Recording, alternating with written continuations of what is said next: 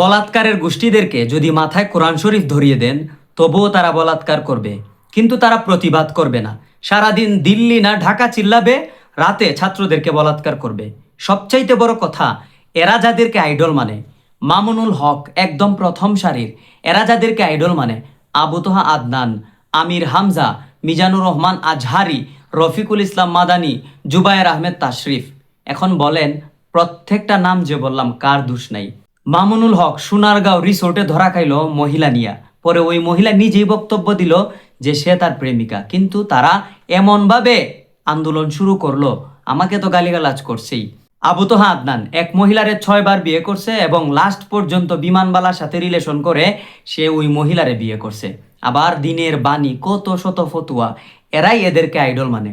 রফিকুল ইসলাম মাদানি বউ প্রেগনেন্ট অবস্থায় সে আরেকটা বিয়ে করছে। কত মানবিক হুজুর দিল্লি না ঢাকা সারাদিন চিল্লায়। জুবায়ের আহমেদ তাশরিফ শরীয়তপুরীর মেয়েরে বিয়ে করছে, 2 দিন সংসার করছে, চাইরা দিছে।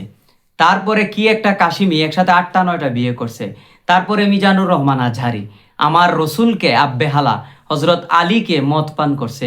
আমির হামজা সে রাশমিকা মান্দারা, শাবনূর, মাহিয়া মাহি, এমনকি তার 14 গোষ্ঠী আওয়ামী লীগ, আর অশ্লীল কথাবার্তা তো ওয়াজের মধ্যে আছেই। তারা যাদেরকে একদম একদম আইডল মানে, তাদের প্রত্যেকজনেরই ভুল আর ভুল।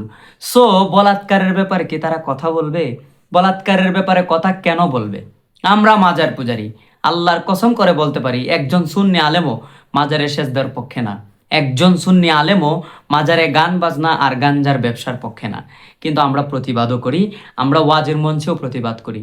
গত 7 দিনে 15টার উপরে বলাৎকারের নিউজ আমার সামনে আসছে, এবং প্রিন্ট মিডিয়া নয়, এগুলো জাতীয় পত্রিকা, জাতীয় টেলিভিশন। চিন্তা করে দেখেন যে আড়ালে কত শত ছেলেদেরকে তারা বলাৎকার করতেছে, আর যেই ছেলেরা মাইনাস নয় মেনে যে চলে যায়, এরকম হাজার হাজার ঘটনা। এখন তারা এইসব নিয়ে প্রতিবাদ করবে না? গত কয়েকদিন আগে মামুনুল হকের 501 নাম্বার রুম নিয়ে ভিডিও বানাইছিলাম। ওরে আল্লাহ রে, কি পরিমাণ বাজে কমেন্টস তারা আমারে করছে। তাদের মুখের ভাষা, তাদের অনেক কন্টেন্ট ক্রিয়েটর রয়েছে যারা নাকি আমাদেরকে অনেকভাবে গালিগালাজ করে, কিন্তু কয়টা সুন্নি তাদেরকে এইভাবে কমেন্টে গিয়ে গালাগালি করে? কিন্তু তারা দেখবেন শায়েক রে এত ভালোবাসে, শায়েক যত হাজার ভুল করুক, যত হাজার ভুল করুক, তারা শায়েকের পক্ষেই কমেন্টস করবে, এবং তারা শায়েকের এত অন্ধভক্ত।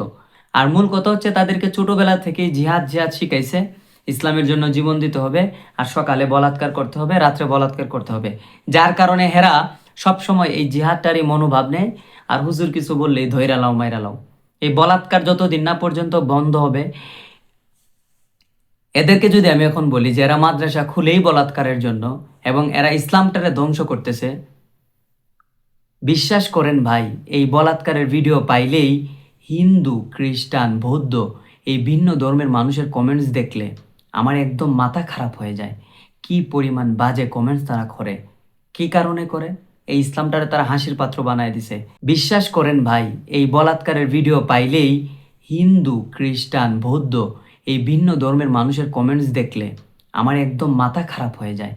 কি পরিমাণ বাজে কমেন্টস তারা করে। সুন্নিদের ভিডিওতে কি হিন্দুরা এরকম কিছু কমেন্টস করে?